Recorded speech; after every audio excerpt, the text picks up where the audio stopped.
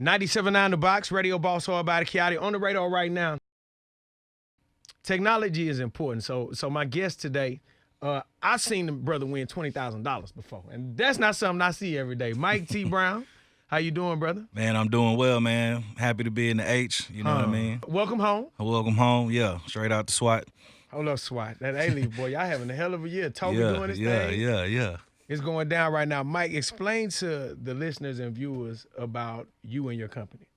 Yeah, so I'm the founder and CEO of a company, a tech startup in Silicon Valley called Win-Win. And, you know, one of the things is we recognize that charitable giving, donating to charity is pretty broken. A lot of people wish there was a better way to do it. So my company, we created a way we combine giving with gaming to make donating to charity a lot more fun and engaging. And so we do that by working with professional athletes, entertainers, and they host a game tournament on our platform. It's like a pick'em challenge or a March Madness bracket hosted by, you know, your favorite athlete. And they promote it across social media. Fans come to the platform, join the tournament, you know, by predicting who's going to win NFL games this weekend, you know, hosted by, you know, J.J. Watt or DeAndre Hopkins, for example. And then when they join the tournament, they also have an opportunity to donate to whatever charitable organization that the athlete has chosen. And when they're in the game, they're earning points not based on the donation, but rather the picks that they made about the games. And what they're competing to win is not money, but instead an experience money can't buy, like having dinner with the athlete after the game or sideline passes, courtside seats, you name it. And so we coined it as gamified giving. So it's just a more fun and engaging way for folks to support charitable initiatives while, you know, winning some epic experiences that, you know, they can remember for the rest of their lives. A lot of times you have to figure out how to make people move. And one way to make people move is giving them something that money can't buy.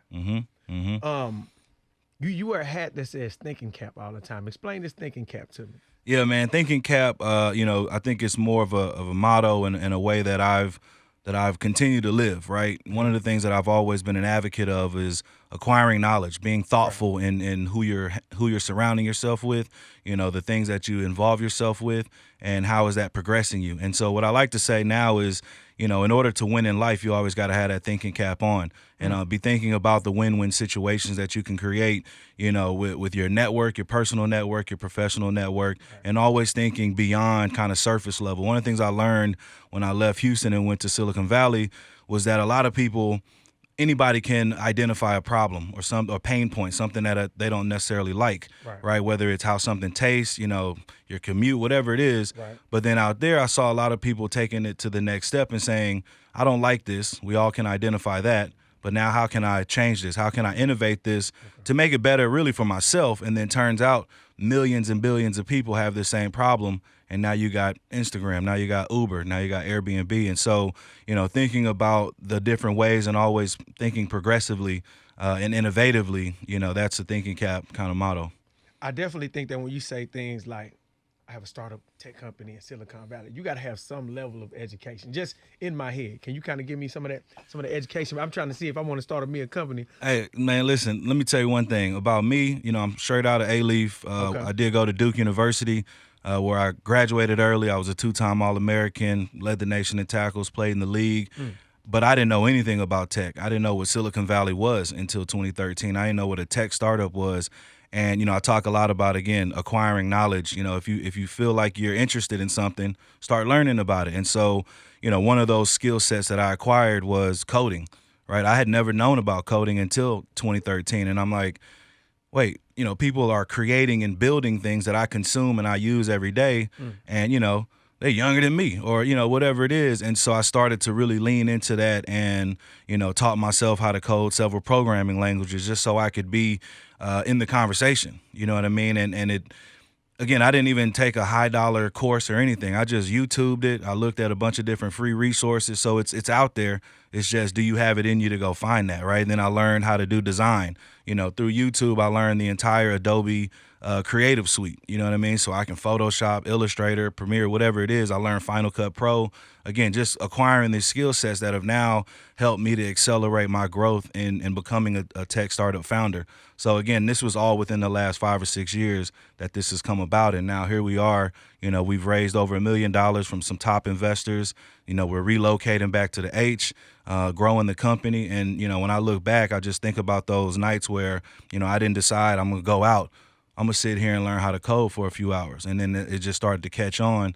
And now you start to acquire this skill set and this knowledge. Again, it could be a number of industries. It's all out there. Right. But for tech startups in particular, it's really just a drive, right? Because what I learned is, a lot of people, you're creating something that has never existed in the world, right? And because that's because somebody may have tried it and failed, but doesn't mean you will. And so being able to acquire those skills and you combine that with the hustle and the grit that I think we all naturally have, based on kind of our upbringing and our experiences, we built for it. That's what I've been telling folks.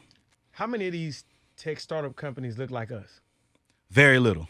Like I said, I'm in the hub of it all, and we out there, but very, very underrepresented. For example, there's some stats out there, of all venture capital money, right? Basically investors investing into tech startups, of the billions of dollars that are invested in the tech companies every year, less than 2% of them are going to African-American minority founders. And, it's a huge problem. It is getting better. At least the conversation is there, right, and folks are talking about it. And you see, some specific initiatives, but the numbers are low. And really my whole thing is it's exposure and access. You know what I mean? Through a chain 100%. of conversations, I ended up finding out about this tech, entrepreneurship program in the Bay. And that was my first time even, again, knowing about it. And I'm like, I was very excited, like, man, this is what I'm about to get into. But I was also pissed because I said, how did I not know about this? I would have been coding. I would have been doing this. Right. And so, now I think as we continue as a people, that folks that look like me come from where I come from, as that exposure is there and then the access is provided, I mean, the future is very bright. But now it's just about people understanding what this tech thing is. Because the other misconception is that in order to get into tech, you have to know how to code.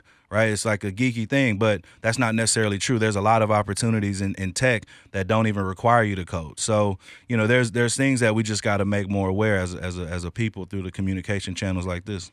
Man, one of my close friends, Chameleon there, he and I do some talking, and that's a major problem, especially in our community. And that's something that when we talk legacy, right? Mm-hmm. I love how you think, and I love how you're like, you know what, I'm gonna come back to Houston because again, I want a part of my legacy to be we help bring coding to the minority community here in Houston. I put resources in place for these kids that have no idea what coding is. Because like me and Cam talked, and he was like, you know what, Yachty, if 10 people want to go to the NBA right now in this classroom, one might go. One might. If 10 want to code, 10 out of 10 can learn how to code and start building a career where people are paying you. And you can really make money. And that's the thing about it. Again, it's just refocusing the energy and the attention and being sure that it's on people's radar and that they know, hey, invest in some coding classes or get online. You learned a lot from YouTube. Is the new encyclopedia. Oh, yeah, for sure. Anything you want to learn in life, you really can get on YouTube and at least start the learning, like, okay, the beginning points. And then from there, you can look further. But we just got to reprogram the way we think. And we got to redetermine what's cool. Cool is not being broke. Right. Cool is breaking generational curses. Yeah. And, cool is, Yeah, one of the things you brought up Toby, right? And Toby, we both from the SWAT. Like, that's one of my best friends in the world. We grew up together. And, we started an organization in 2010 called Team Guinea. Guinea Boompa Guy. He talks a lot about it. And the tagline and the mission for us is to make purpose popular. Right. And our whole thing growing up in the SWAT, right, we had a lot of situations that we can get into things that we shouldn't be and, all to kind of be cool. And my whole thing and our whole thing in our respective schools, I went to Alief Taylor, was at Elsick, the other homie at Hastings. And, we said we're going to make it cool to go to school. We're going to make it cool to have a 4.0 or to be involved in National Honor Society. And those are all the things that I was doing while playing football, while doing things on the weekends that I probably shouldn't have been doing. But nonetheless, that thought process was there earlier. I attribute that to my mom.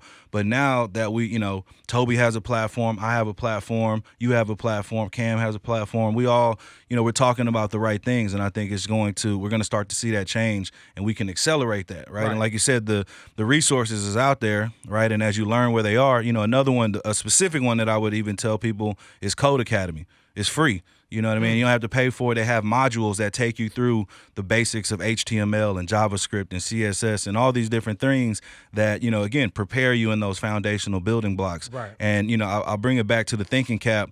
One of the things we created at Super Bowl was the thinking cap camp. And we did it in Minnesota, and we partnered with Microsoft and the Minnesota Vikings. And we did this thinking cap camp that was like a combination of a traditional football camp mixed with the Code Academy. And we had a bunch of inner city kids from Minnesota, Minneapolis, come in really excited because they knew they were going to be able to meet the Vikings. But little did they know they're learning JavaScript, you know, through this Microsoft module. Got them. And then and to see, you know, on the back end of it, you know, I remember watching them come in and they were like, what we doing? Like, they too cool for school type of thing. And by the end, you know, they were just smiling and you know, how can I learn more? I want to learn more. And, you know, it was music to my ears because now they've been exposed. Right. Now let's create the access and then let them grow and support them along the way. The same way these kids get exposed to the negative, we got to use that same energy and effort exposing them to positive stuff that can enrich their lives. 100%, 100%. Now, man, you got a dope company, dope idea. How do we invest, brother? I heard Beyonce made some money investing. Hey. I want to invest in your company. Exactly, man. Listen, you know, equity is where it's at. And, you know, I want to say that. So we've raised over $1 million from investors, and we're raising another round now. But what I'm really excited about is, thanks to Obama, the Jobs Act was passed in 2016. Right. And what that means is now anybody can invest in private companies. Traditionally, you had to be what they call an accredited investor. You had to make $250,000 a year or more or have $1 million in liquid assets. That's about 8 or 9% of America that can invest in an Instagram. In 2010, 2 years later, they get acquired by Facebook for $1 billion, and only those small percentage of people were able to reap the upside. Obama's thought was everybody should be able to invest something to be able to capture that upside. So equity crowdfunding is a new concept that now enables people to do that. So we just launched an equity crowdfunding campaign. My whole thought was we're going to get money from, you know, traditional investors. We can do that. We've done that.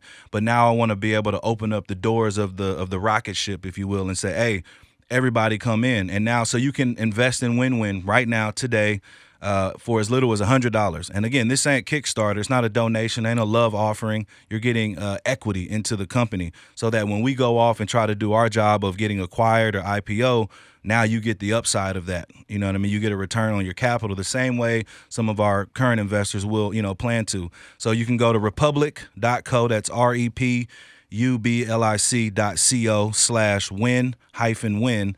And you'll see our campaign page right there. Got a video on there, a bunch of information about the company. You can see people that have already invested. And I actually haven't formally announced it, so this is the formal announcement to all of Houston that you can now invest in Win-Win. It's only a limited time. We got about 60 days that we're going to have this window open, and I suggest people go in and invest as soon as they can for as much as they want. And we even added some perks and benefits based on, if you invest $250, we have a commemorative investor book that you'll be in and enshrined in, for forever. And, when we look back and see what the wins look like, you'll be a part of that. You can do any amount up to whatever, but the minimum is $100. And as you saw with Beyonce, equity is real. You know what I mean? If you had no idea about how to invest your money, right? I always say I invest in people. This is another opportunity for you to invest in people right here from Houston that has some amazing things going on. Win-win. Big shout out, Mike Brown. Give me your Instagram one time so they can. Instagram is _Mike T. Brown. And you can follow me there. I'm going to be announcing a bunch of stuff here over the next, few weeks. So, appreciate the love. Follow me, and you'll see a lot of great stuff. And like I said, I'm all about the H. And, we move down here officially next month, and the glow up is about to start.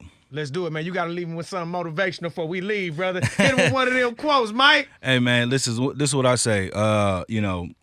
You need to think about the people that you surround yourself with, right? You're the average of the 5 people you spend the most time with. If you hang around with a bunch of bums, you're gonna be a bum. If you hang around with a bunch of winners, you naturally will become a winner. And so always think thoughtfully about who are the folks that you're spending time with, right? There are certain conversations, that will elevate a group. And if y'all aren't having those conversations and you having more of the nonsense conversations, then you bound to drizzle.